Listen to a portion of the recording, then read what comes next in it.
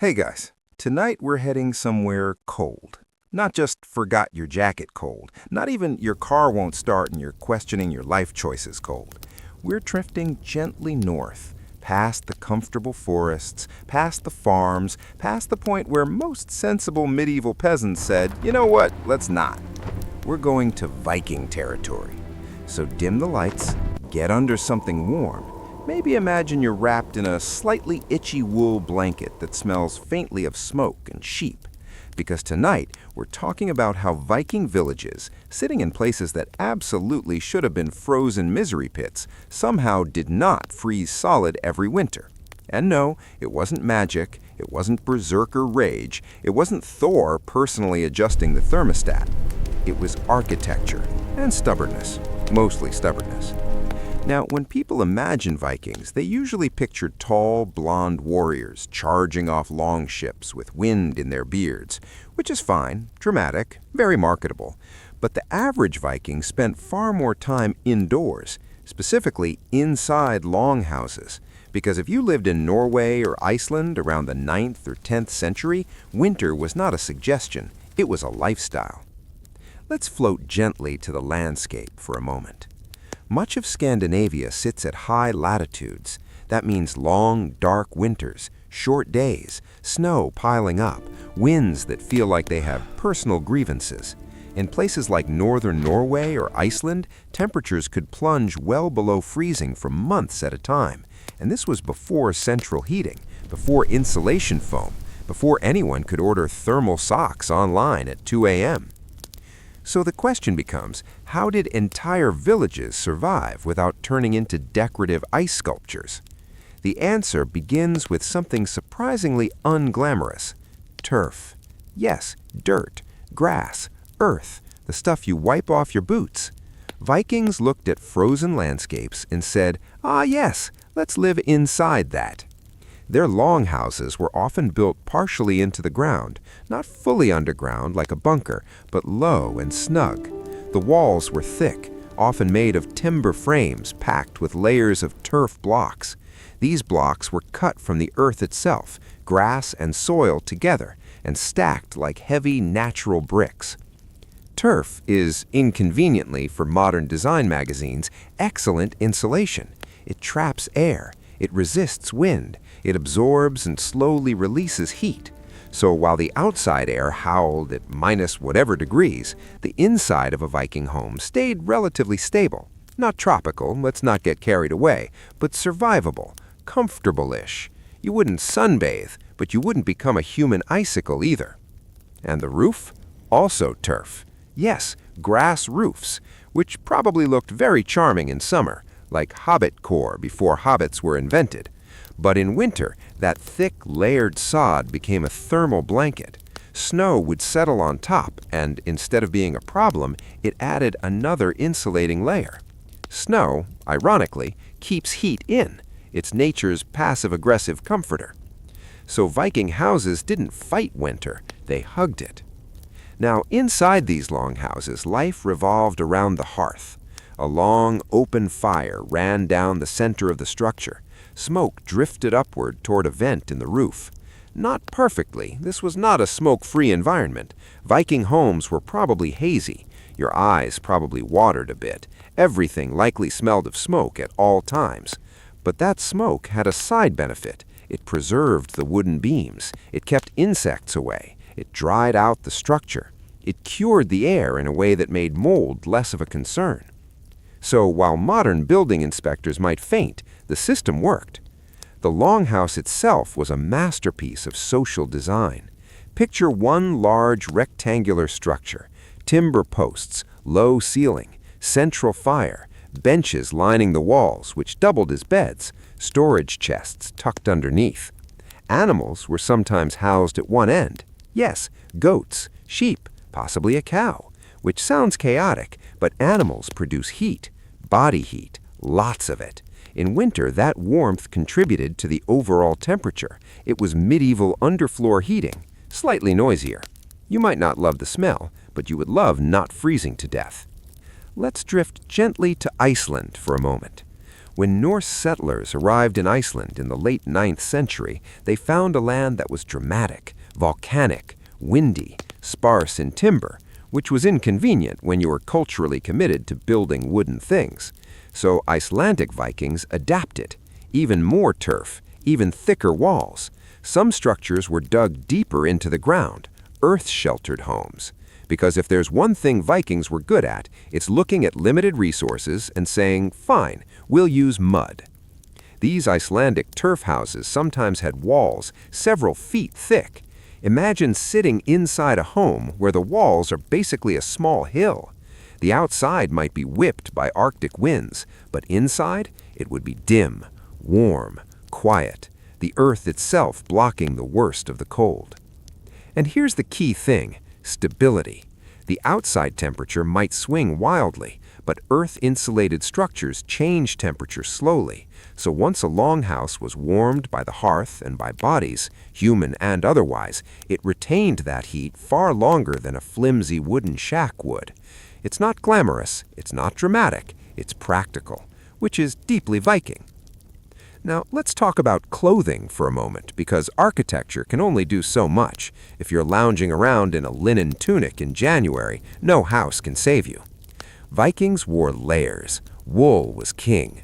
Wool retains heat even when damp. It traps air. It insulates beautifully. Cloaks, tunics, trousers, wraps, layer upon layer. Inside the house, they likely still wore substantial clothing. This wasn't a t-shirt and slippers situation. So the warmth of a Viking village was not about one miraculous solution. It was a system. Thick walls, turf roofs, central hearth, body heat, animal heat, wool layers, low ceilings to trap rising warmth, compact design, small windows, often shuttered. Windows were tiny for a reason. Glass was rare and expensive, so openings were minimized, less draft, less heat loss, more cozy gloom. If you're noticing a theme, it's this: Vikings hated drafts. Now, here's something quietly clever: the placement of villages themselves. Viking settlements were often positioned strategically, near fjords, on slightly elevated ground but not fully exposed, sheltered from prevailing winds when possible. South-facing slopes were ideal, maximum sunlight. Even in winter, that weak northern sun mattered. They weren't just randomly plopping down huts in the tundra. They read the landscape carefully. They understood wind patterns. They understood snowdrift. They knew which valleys collected brutal gusts and which hillsides offered protection.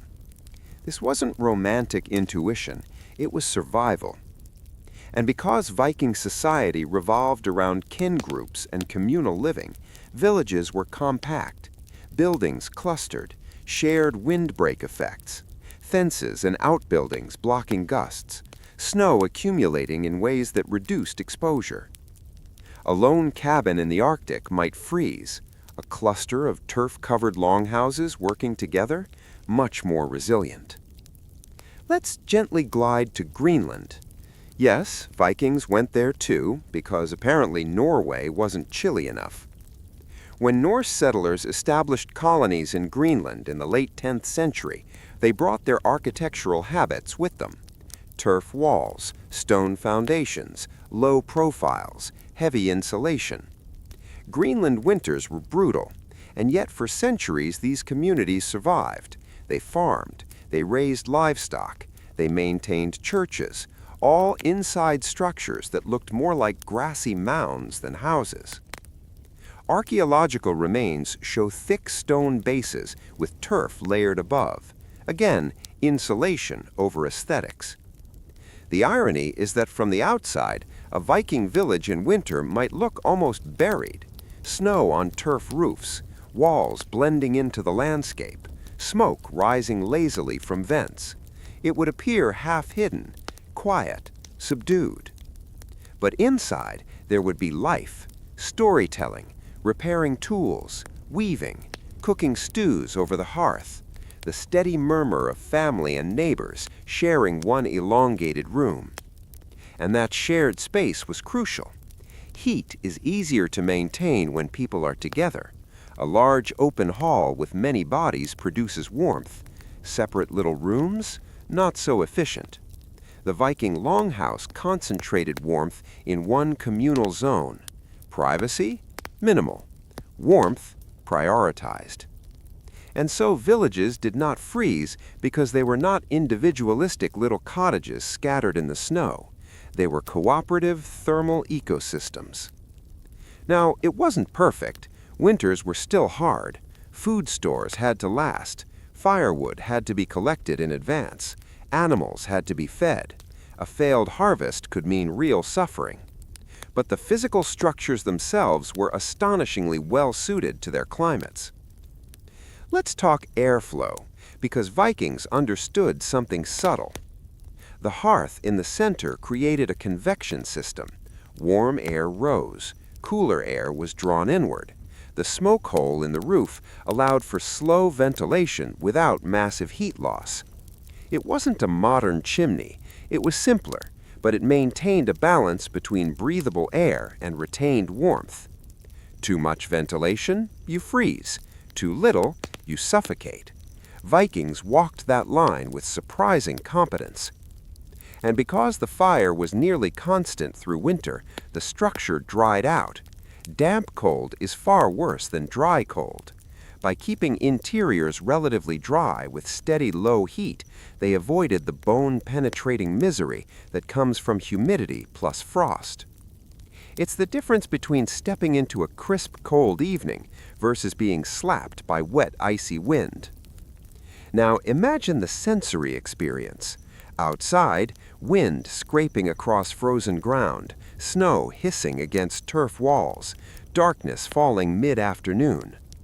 Inside, dim orange firelight, thick wool cloaks, the smell of stew, smoke drifting upward, the steady murmur of sagas being told, someone repairing a fishing net, a child drowsy against a sheepskin.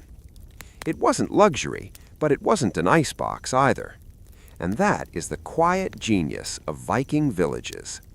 They didn't conquer winter by overpowering it. They absorbed it. They used the land itself as insulation.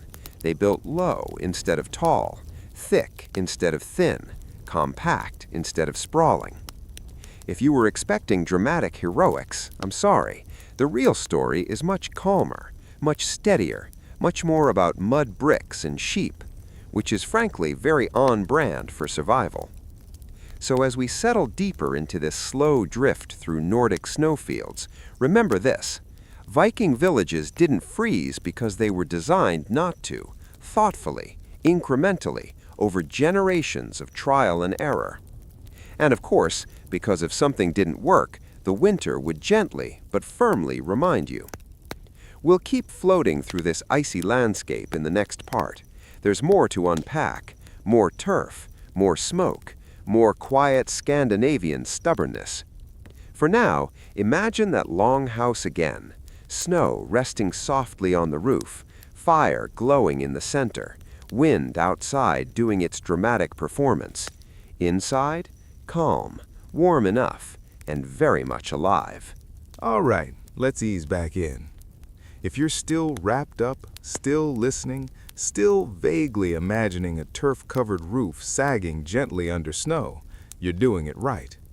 Tonight, we keep drifting through Viking villages in winter. Not the dramatic raiding season Vikings, the indoors for 6 months Vikings, the ones whose greatest enemy was not a rival chieftain, but the slow, polite starvation of February.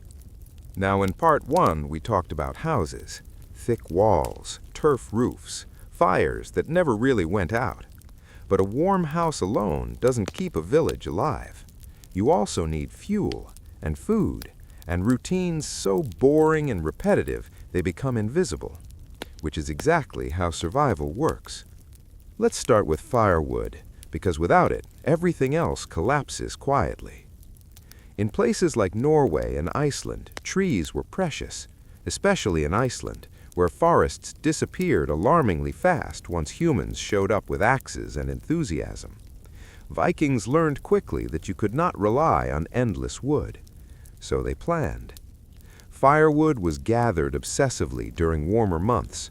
Driftwood was collected along coasts. Peat, compressed layers of decayed plant matter, was cut from bogs, dried and stacked. Peat burns slowly. It doesn't roar, it smolders, which is exactly what you want when your goal is steady heat, not theatrical flames. A Viking hearth in winter was not a bonfire. It was a long, controlled glow, enough to warm bodies, enough to cook, enough to keep water from freezing indoors, and crucially, enough to last. Because running out of fuel in January was not inconvenient, it was fatal. So villages developed rhythms. Fires were banked at night, embers were preserved, ash was carefully managed. Someone always knew where the next day's fuel was coming from. This was not glamorous labor, it was repetitive, predictable, quiet. Which brings us to food. Winter food was not exciting, it was durable. Fresh vegetables? Rare. Fresh fruit? Forget it. Instead, Vikings relied on preservation methods that sound dull but were incredibly effective. Drying, smoking, salting, fermenting, things that last. Fish was a staple. Cod especially, dried into hard slabs that could survive months without spoiling. Meat from sheep, goats, cattle, slaughtered in autumn when feeding them through winter became impractical, was salted or smoked. Dairy was everywhere. Butter, cheese, skyr-like products. Milk transformed into forms that wouldn't rot the moment temperatures fluctuated. And grain, when available, was ground and stored. Bread was dense, porridge was common, stews stretched ingredients as far as possible. And all of this food lived inside the Longhouse, close to warmth but not too close. Smoke helped preserve it further. The air itself became part of the storage system. So when winter howled outside, meals were predictable, filling, warm. The same thing over and over again. Monotony, it turns out, is very efficient. Now let's talk about light, or rather the lack of it. Winters at northern latitudes mean long darkness, short days, sometimes just a few hours of weak sunlight. Vikings did not fight this, they adapted to it. Work slowed, tasks became smaller, repairing tools, weaving cloth, telling stories, carving, teaching children. The pace of life contracted inward. And this mattered for warmth. Less movement outside meant less exposure, less energy burned. Bodies conserved heat. Communities synchronized their routines with daylight and firelight. Oil lamps burned animal fat, dim, steady, no bright glare, just enough to see hands moving. This wasn't seasonal depression, it was seasonal efficiency. Now imagine a winter storm. Wind screaming across open ground, snow piling up, visibility gone. Inside the village, structures sat low. Walls blocked gusts. Roofs sloped gently so snow settled rather than tore them apart. Doorways were small, sometimes offset, creating a wind trap so cold air didn't rush straight inside. You didn't fling doors open in winter. You slipped through them carefully, because every blast of cold mattered. And villages functioned collectively. If one household struggled, others noticed. Food was shared, labor redistributed. This wasn't charity, it was self-interest. A weaker village was a colder village. Now let's drift briefly to Greenland again. The Norse settlements there lasted centuries under extreme conditions. Archaeology shows careful adaptation.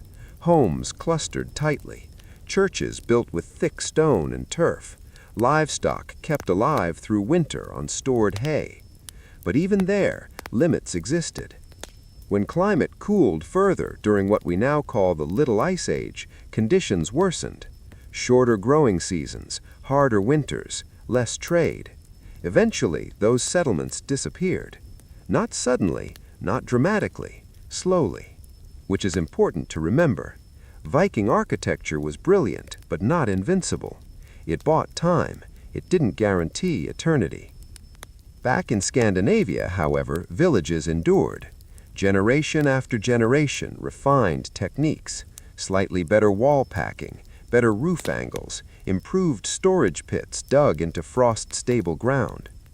Some food was buried intentionally, using the earth like a refrigerator, frozen but controlled, safe. And animals were central to this system. Livestock wasn't just food on legs. Animals produced manure for fuel and fertilizer.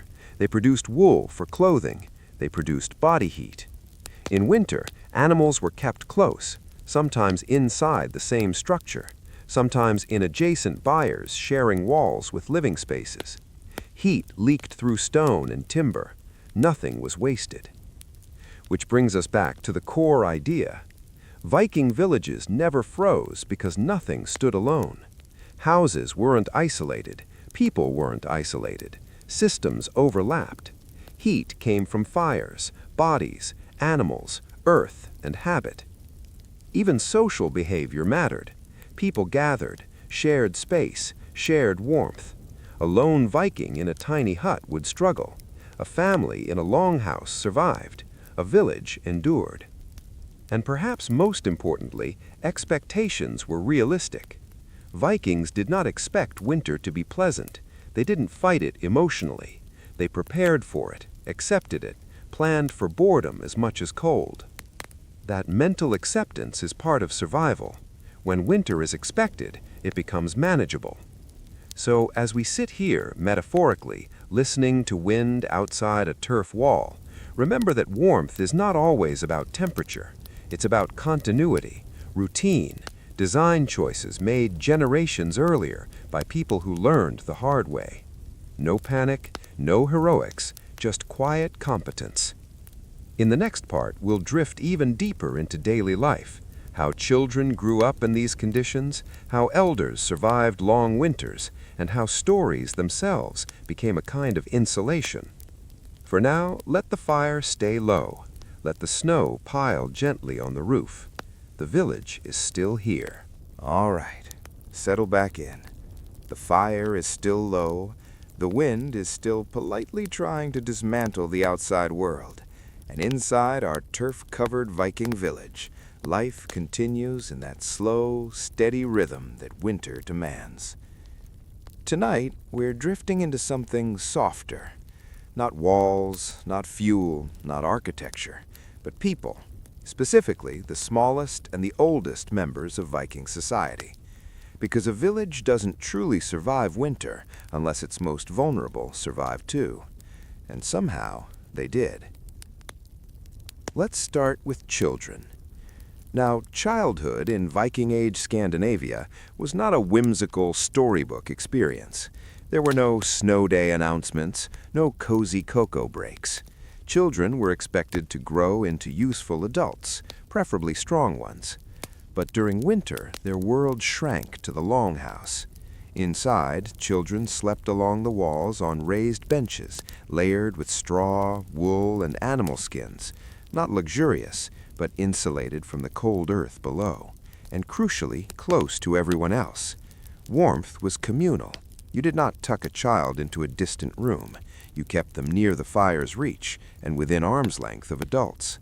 Proximity meant survival. Infants were swaddled tightly. Wool was essential. Sheepskin wraps acted like primitive thermal gear. Mothers and older siblings shared sleeping spaces, transferring body heat through the long night. And because Viking homes were dim, smoky, and relatively warm compared to outside chaos, children adapted to indoor life during the darkest months. They listened. Winter was storytelling season. In places like Iceland, long winters gave rise to oral traditions that would later become the Icelandic sagas. Stories of ancestors, feuds, exploration, family drama so extended it could make modern soap operas look efficient. But in winter, those stories were more than entertainment. They were insulation for the mind. A restless child in a freezing world needs distraction. Stories filled the dark hours. They passed time. They reinforced identity. They kept morale steady. And morale matters when daylight lasts 4 hours. Children also learned practical skills during winter. Girls were often taught spinning and weaving. Boys learned tool repair, knot tying, animal care basics. These weren't divided with modern rigidity, but tasks were shared and learned early. Idle hands were cold hands. So winter became classroom season. No blackboards, no exams, just repetition and observation. Watch how your mother twists wool. Watch how your father mends a fishing net. Watch how the elders measure grain stores carefully so nothing runs short in March. Because March was dangerous. By then, food supplies ran thin, livestock feed dwindled, firewood stacks looked shorter, and children learned patience. Now let's drift gently toward the elders. Old age in Viking society was not cushioned by retirement plans. If you reached elderhood, it meant you had survived everything winter could throw at you. That alone earned respect. Elders were often positioned near the warmest parts of the Longhouse, close to the hearth, close to the action, not hidden away. Their value was not physical strength anymore. It was memory. They remembered past winters, the bad ones, the early frosts, the years when sheep died too soon, the subtle signs of a coming storm. Knowledge like that could not be carved into wood. It lived in people. And so elders became living climate records. In Norway and across much of Scandinavia, extended families lived together. 3 generations under one roof was common. That structure wasn't sentimental, it was practical. Grandparents could supervise children while parents managed livestock. They could advise on rationing. They could settle disputes when cabin fever made tempers thin. Because yes, winter tension existed. Imagine 30 people in one elongated hall for months. Privacy was minimal, noise was constant, smoke lingered, personal space was theoretical. And yet, systems evolved to manage this. There were routines, morning tasks, evening quiet, shared meals at predictable times. Predictability reduces conflict. When everyone knows what comes next, anxiety lowers. Even seating positions around the hearth could reflect hierarchy and maintain order. The Longhouse was not chaotic, it was structured warmth. Now consider health. Winter illnesses were real. Coughs, fevers, infections. There were no antibiotics, no urgent care clinics. Survival often depended on rest, warmth, and luck. But the Longhouse design again helped. Steady indoor temperatures reduced exposure shock. Smoke, while irritating, had mild antibacterial properties. Herbal knowledge, passed through generations, provided simple remedies, infusions of local plants, poultices, broths. And most importantly, no one faced illness alone. Shared space meant immediate support. Food delivered, fire tended, children watched, community compensated. Isolation kills in winter. Vikings minimized it. Let's drift outward for a moment toward daily movement in winter. Contrary to popular imagination, villages did not completely shut down. Snow was navigable. Skis existed. Yes, skis. Long wooden planks strapped to feet allowed travel across snow-covered ground with surprising efficiency. Skiing in Scandinavia is ancient, not recreational, practical. Hunters could still move. Messages could still travel between nearby settlements. Trade, though reduced, did not entirely cease, and this mobility mattered psychologically. A village that feels cut off becomes fragile. A village that knows it can reach neighbors remains steady. Which brings us gently to cooperation beyond the household. In regions like Greenland, Norse settlers relied on communal labor to survive extreme winters. Shared hay fields, shared grazing strategies, shared risk. If one family lost livestock, others adjusted. Not out of endless generosity, because next winter it might be you. And this mindset filtered down to children. Survival was collective. Success was shared. So when we ask why Viking villages never froze, We're not just asking about walls and fires, we're asking about relationships. Heat came from architecture, but resilience came from social design.